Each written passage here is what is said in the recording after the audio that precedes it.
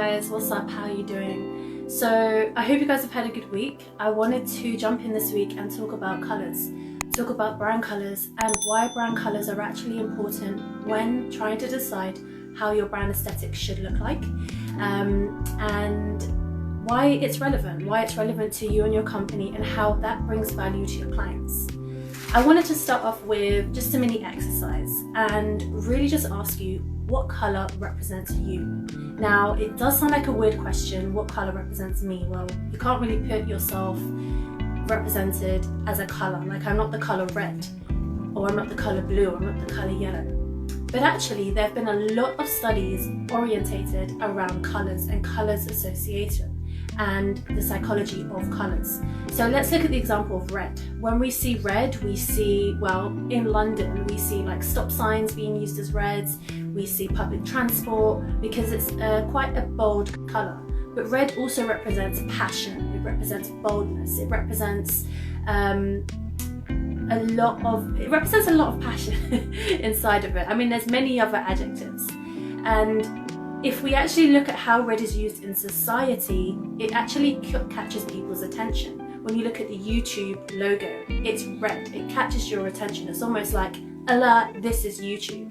When you look at Kit Kat, it's red, it's immediate, it's in your face, it's very, very royalty as well. Now when we look at the colour green, okay, so green is almost like nature, it's calming, it's soothing, but it actually represents wealth because of where money comes from, right?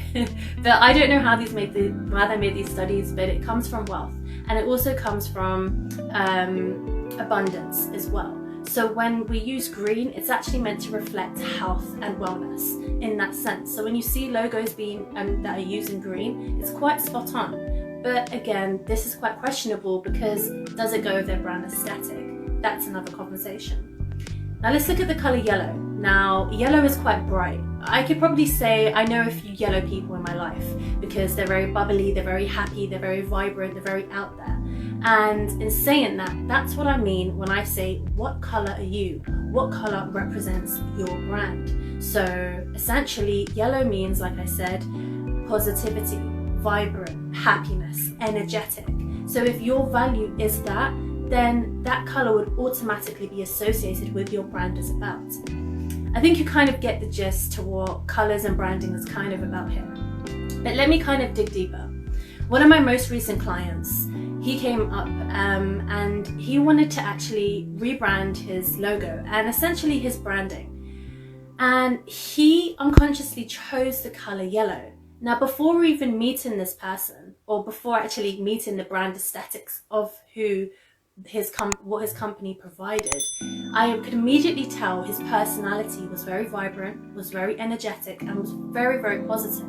So I could already tell that there was some association when looking at his current brand colours that he chose was associated with yellow. So sometimes we make an unconscious decision about colours, and this is what it's all about. People already make decisions and they already judge a book by its colour. They already want to associate something with it. When I work with my clients, I always want to know exactly what they're about, where they're coming from. Now don't get me wrong, you don't just choose any kind of brand colour out there like, you know, I'm going to choose yellow because I just love yellow. It needs to connect with your brand. But sometimes you can go off and you can choose a colour that has no meaning to it. So say if you're a clinical psychologist practice and you wanted to have the colour pink in there, well, that can actually be brought into it because it's to do with the mental health. And pink is associated with playfulness, with happiness. So you can make it twist that way. So have a think about what kind of brand colours you actually use. I wanted to give you some examples, even more examples. So this book, I bought this book. This book is about creativity, why it matters, by Darren Henley. Now, if you don't know me, I love reading creativity. I love reading about books. I love to study about it because I'm a brand strategist. But I did get this book because of the colour pink and because it was so in your face. It was just a small little cute little book and it was bright pink. And I don't really like the colour pink, but I just loved how bright it was. That is exactly how your clients connect with you. Your clients are going to connect with you as basic as a colour is. You know, when you see children in school and they're picking their favorite color, that's exactly how a client is picking your brand and picking your services, because it's all unconscious. Let's face it, there's so many brands out there on social media and we don't really know how to choose things and where to get things, how to make decisions, because there's so many things involved. So that was really what I wanted to gauge on and really touch about.